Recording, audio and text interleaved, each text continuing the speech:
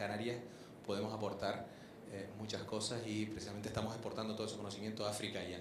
O sea, plantas de estas pequeñitas de desalación por osmosis inversa, alimentadas con energía solar, que es tecnología nuestra, ya están instaladas en África funcionando en sitios aislados que sí que pueden ser autosuficientes en el corto plazo.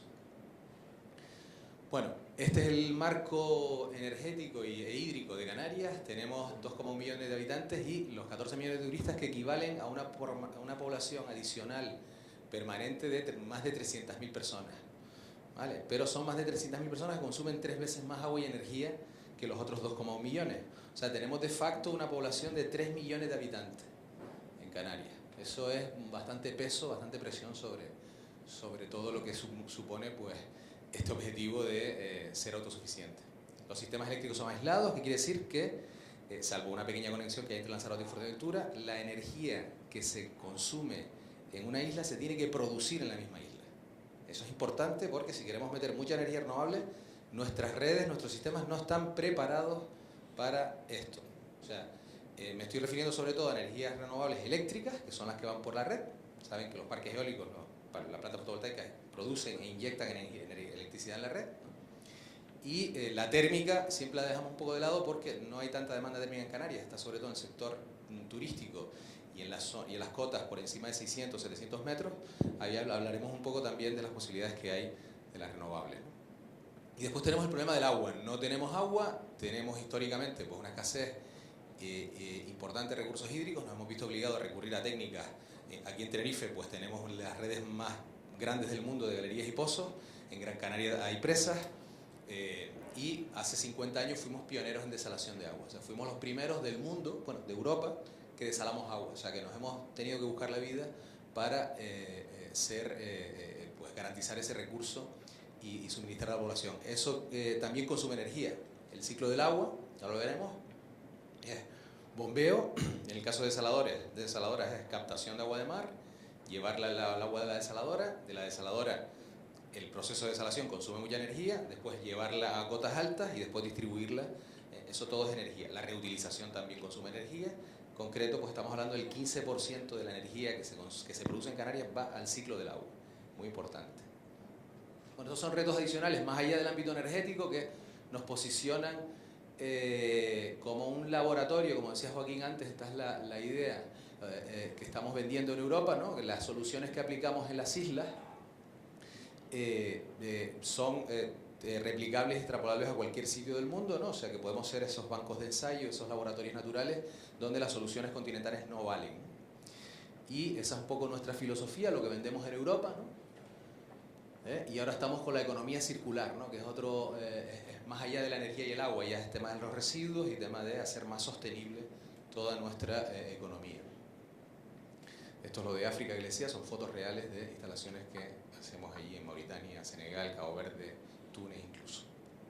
Bueno, en Canarias tenemos unos sistemas aislados, tenemos aproximadamente 3 gigavatios de potencia instalada, el 15% de la electricidad se consume en el ciclo del agua, en todos estos procesos que les comenté antes, y tenemos también, interesantes para estudiarlo, para alcanzar ese objetivo, insisto, de 100% renovables, termoeléctricos que consumen mucha energía. Los termoeléctricos consumen, hemos hecho campañas, aproximadamente el 15% también, entre el 13 y el 16% de la energía que se produce en Canarias. O sea que es una carga, nosotros hablamos de cargas eléctricas, similar en volumen al ciclo del agua.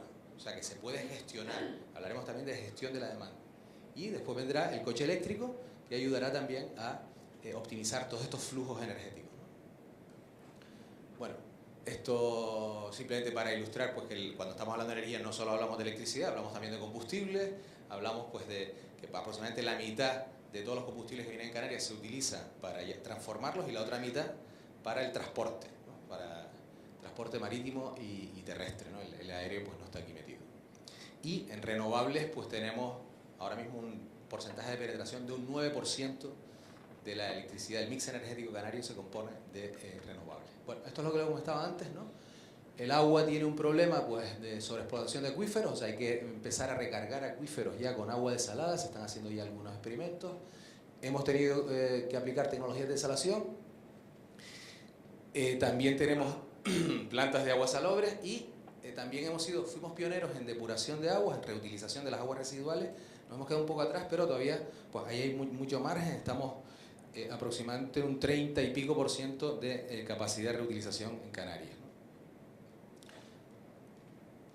Vale. Esto es comentarles que también tenemos el problema de las pérdidas de las redes, ¿no? Esto es una asignatura pendiente en determinadas islas donde tenemos, o municipios, pérdidas del 40%. Esto hay que atacarlo sí o sí. Y lo que les decía antes, ¿no? Hay algunas islas donde la dependencia energética del ciclo del agua supera el 20%, el 25%. Lanzarote y Fuerteventura, pues se puede quedar sin luz, pero quedarse sin agua pues es un problema, ¿no? Y eso es importante y por eso trabajamos mucho en este campo, en optimizar energéticamente el ciclo del agua, intentar que funcione todo con el mínimo coste energético posible y, si es posible, con energías renovables, que veremos también que es un reto. Esto es como para que se hagan una idea de cómo es la estructura de demandas y usos del agua en Canarias. Aquí tenemos el grueso y tenemos todavía la agricultura. O sea, tenemos, aquí hay que hacer un esfuerzo en utilizar agua residual reutilizada para la agricultura. O sea, se riega también con agua desalada, pero hay que intentar minimizar eso y buscar el agua pues más ecológica posible para el riego agrícola. Aquí hay que hacer también mucha concienciación en el agricultor. Bueno, esto es simplemente comentarle que todo consume energía, ¿no? Lo que les comentaba antes. Estas serían depuradoras grandes, ¿no?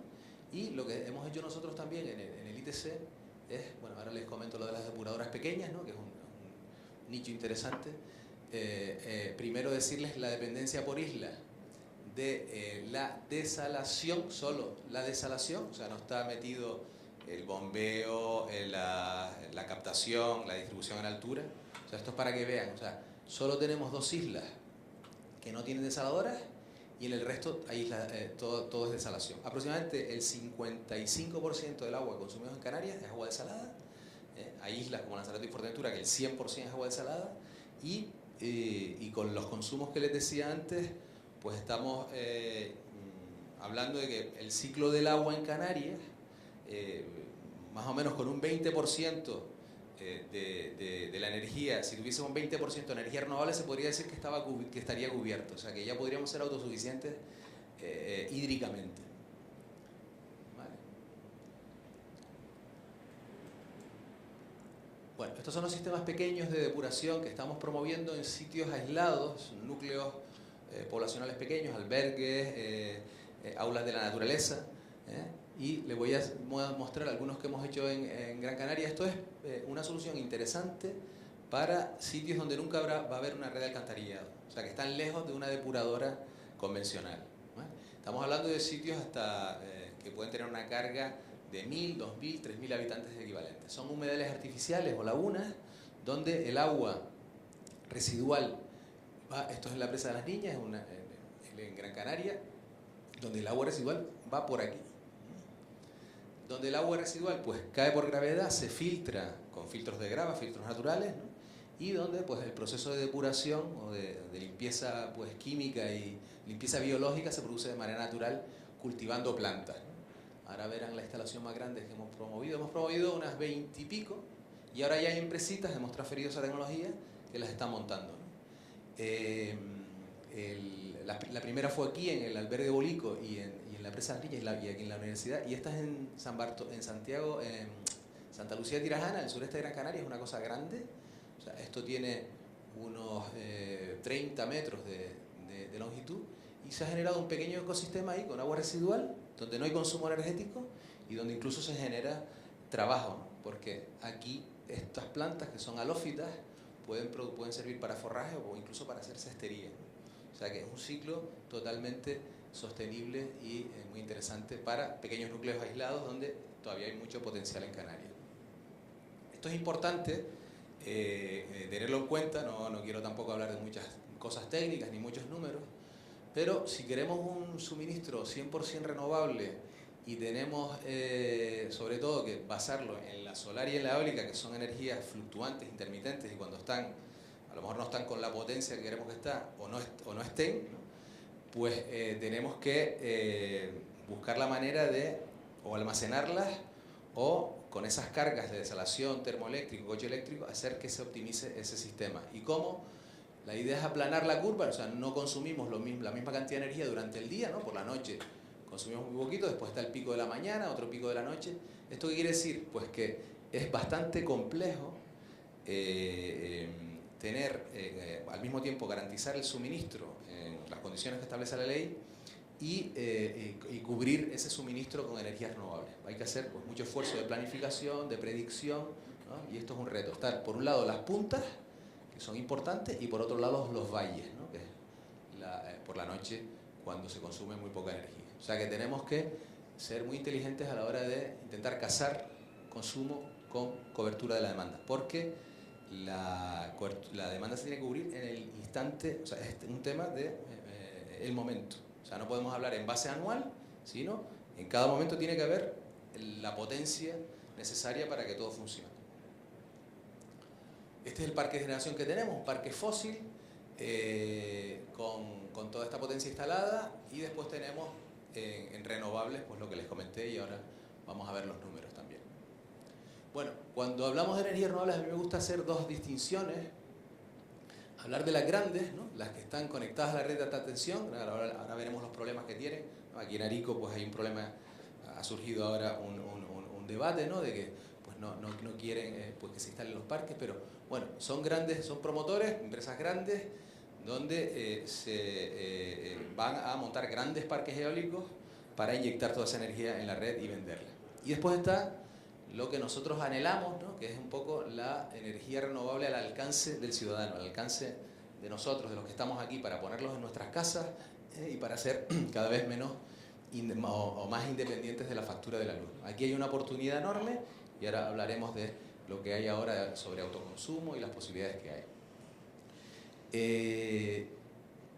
La diferencia respecto de la renovable respecto a la convencional es que la inversión inicial, el coste de la compra de los equipos es muchísimo mayor que el comprar un grupo electrógeno o comprar un termoeléctrico si estamos hablando de consumo, ¿no? Pero a la larga, a la no muy larga, porque los costes están bajando muchísimo, son más rentables que las convencionales. Esto, bueno, ya no hay duda de que las renovables son imparables, están creciendo a un ritmo brutal en todo el mundo, ¿no? En España un poquito menos, ¿no? Ahora veremos por qué. Hasta hace poco pues, se promovían de la manera de primas o feed-in tariff, que establecían unos precios más elevados que los de la energía convencional para la venta de energía. O sea, la gente se animaba a meterse en las energías renovables porque podían rentabilizar, se veía como una inversión, rentabilizar su inversión en plazos razonables, por normalmente menos de 8 años, y con unas tasas